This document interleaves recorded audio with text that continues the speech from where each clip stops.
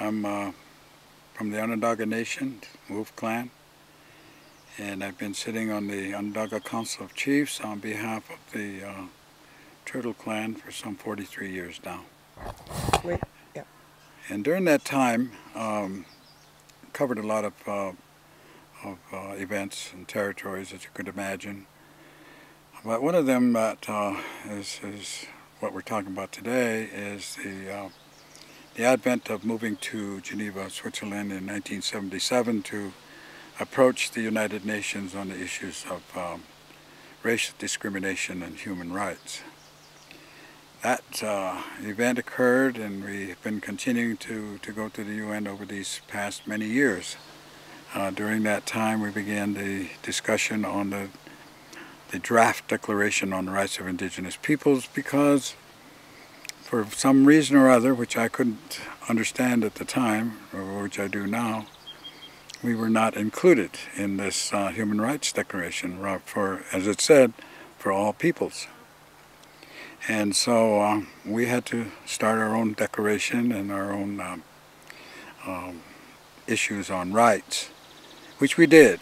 It was a very difficult, long period of work, and many of the people who were in developing this were subsequently murdered when they returned home.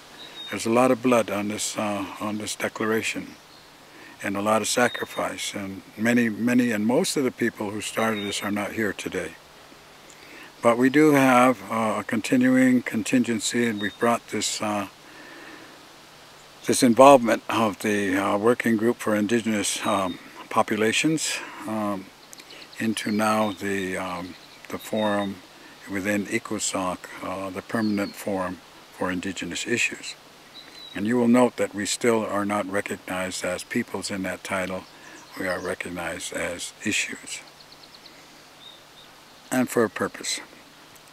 So prior to this permanent forum, we were still struggling with the acceptance of our declaration, and I believe that our primary adversary was United States and Canada continually over these past 31 years. And I didn't understand in the beginning particularly why. Why was it that they were so afraid to recognize indigenous rights and human rights and peoples? But nevertheless, we persevered, and as I said, on September 12th of 2007, we were indigenous populations. And then the very next day, on September 13th, the General Assembly of the United Nations accepted the Declaration on the Rights of Indigenous Peoples, and we became peoples, finally. That's a big step for us, a major hurdle. But there were 4 countries that voted against it. The first country was the United States, the second country was Canada, the third country was Australia, and the 4th country was New Zealand. For obvious reasons now, it becomes clear why they voted against us and why they were so obstinate and arbitrary in opposing us in these many years at the United Nations. Probably, I think, really to our betterment in the actual long run of it, because we developed our rights. We refined our rights over those periods of time.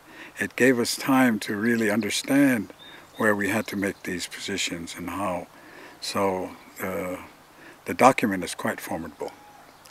And even though it was modified to some extent, we agreed that we will honor it and we will move on. And so now we come to the last issue that really permeated the discussion at the permanent forums, and in the background, it was in the foreground, it was always kind of around because of the pressures that were being exerted by different states. It was the German consulate held a special session on carbon trading. And carbon trading was a subject which is a very sore point with us. And I, for one, see it nothing more than just access and continuation of you know, drilling and mining and burning and cutting and whatever it is, extraction, continuing extraction, unabated. It's I looked at it somewhat like the man that you see on the corner with a pea under 3 shells, and you guess which shell the pea is under, and he moves it around, and you never win. You never win. And that's carbon trading in my ex. You know, they just, well, it's shell game, and literally shell. So I think that the issue is now being vetted and being challenged.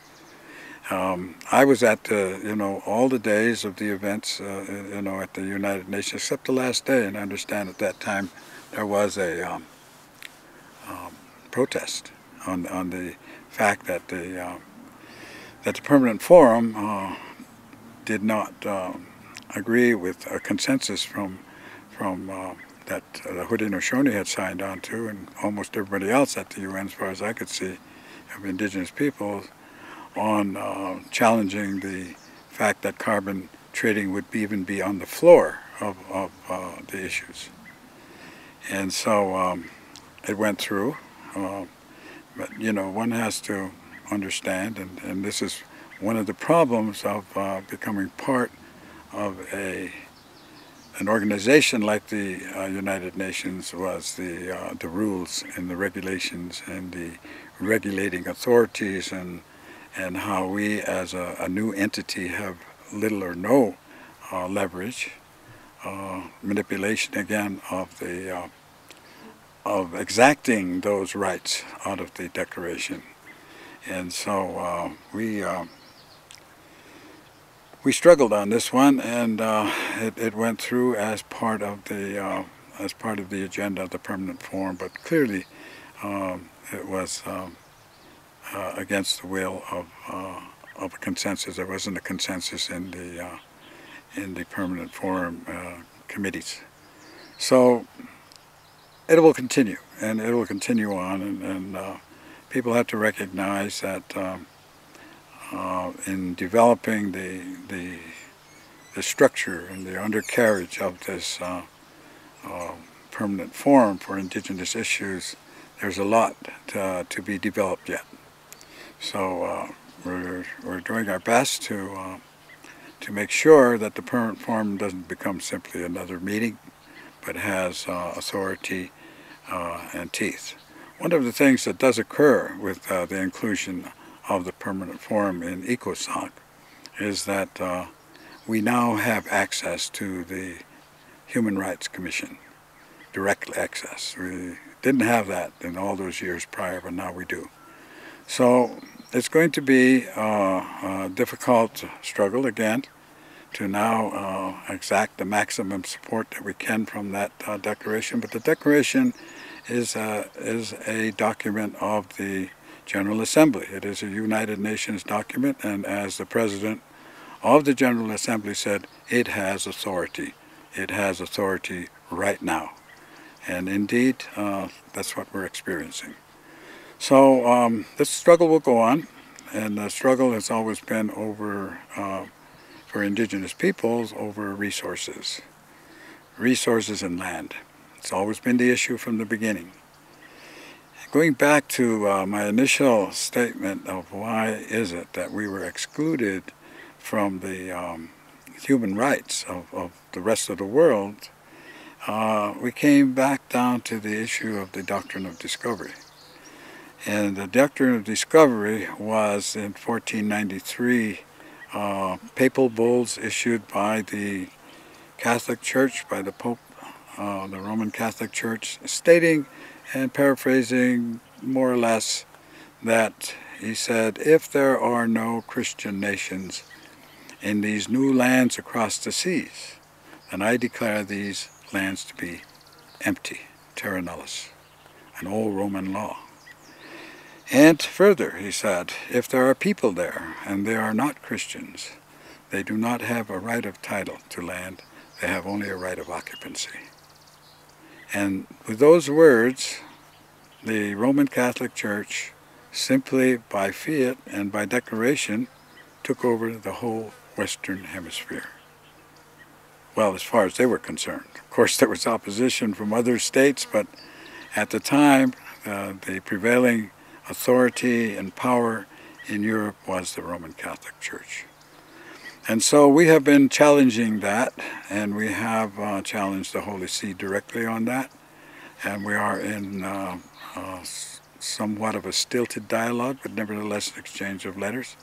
And we hope to bring this issue in front of the world at large, because most people have no idea that this is the continuing underground or groundwork for taking Indian lands and indigenous lands.